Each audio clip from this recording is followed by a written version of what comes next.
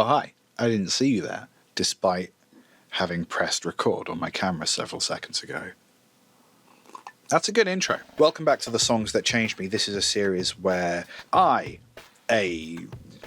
let's say professional musician, discuss the music that changed the way I approach music, the music that made me want to become a musician in the first place, the music that made me want to change the way I play music, maybe the way I live my life. The hope here is that through exploring my musical history, maybe I can introduce folks to new music, and maybe it will have a positive effect on you as well. That's the hope with this thing.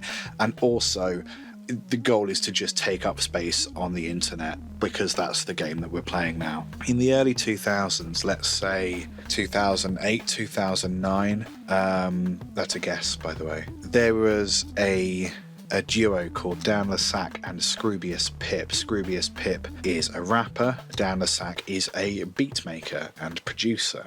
They had a duo, Sac versus Pip, or Dan Le Sac versus Scroobius Pip.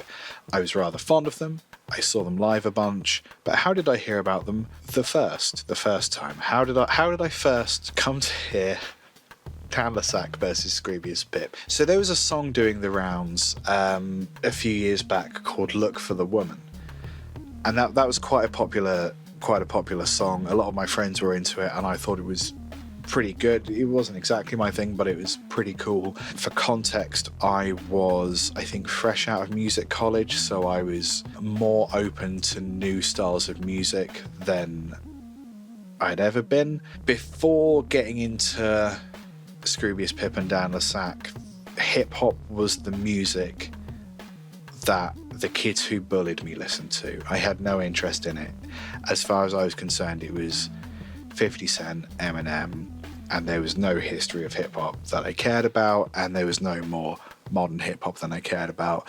I met a few people in music college who were into hip-hop, and they were cool people, but it wasn't a style I really cared about, because I had a lot of preconceived notions of what I thought hip-hop was, that I now think are kind of childish, but that's where I was at the time. So a friend of mine at some party or something put on a playlist of stuff that included a lot of Dan Le Sac and Scroobius Pip, and one of the songs was Beat That My Heart Skipped.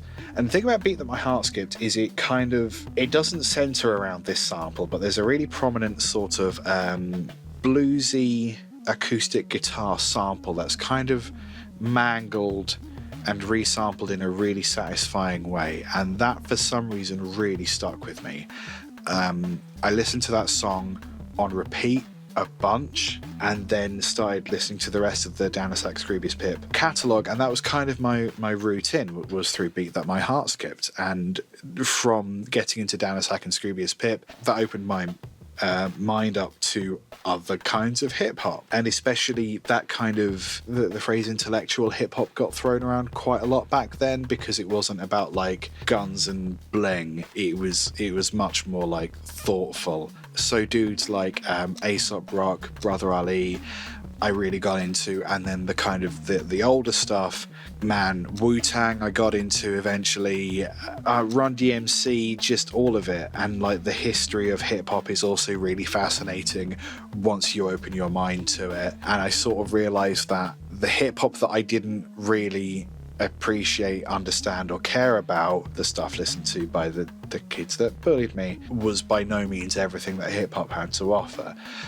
So it is interesting that like there's this whole entire huge genre of music that I was just completely closed off to, and then I hear one song that just happened to have like a groovy, janky guitar sample, and that kind of opened the floodgates to the rest of the hip-hop. And now I'm sort of, I don't care so much about Eminem or 50 Cent, but like they're fine. I don't like mumble rap. Hip-hop now, like there's dudes I don't care for, but I think there's probably more dudes in contemporary rock music that I don't care for than dudes in contemporary hip-hop that I don't care for. Yeah, I just think it's really interesting that like one song was all it took for me to be open to like all this music. So if you're thinking you're the kind of person that doesn't get hip hop, that thinks it's not for them. Maybe you were bullied by jocks as well, huh? Beat That My Heart Skipped by Dan Le Sac and Scroobius Pip. Give it a listen, and then I can send you down the rabbit hole that eventually leads to Wu-Tang, I guess. There is more history to hip hop than Wu-Tang. I know this. I feel like that's everything I want to say. So ooh, squeaky chair. All right, I'm done.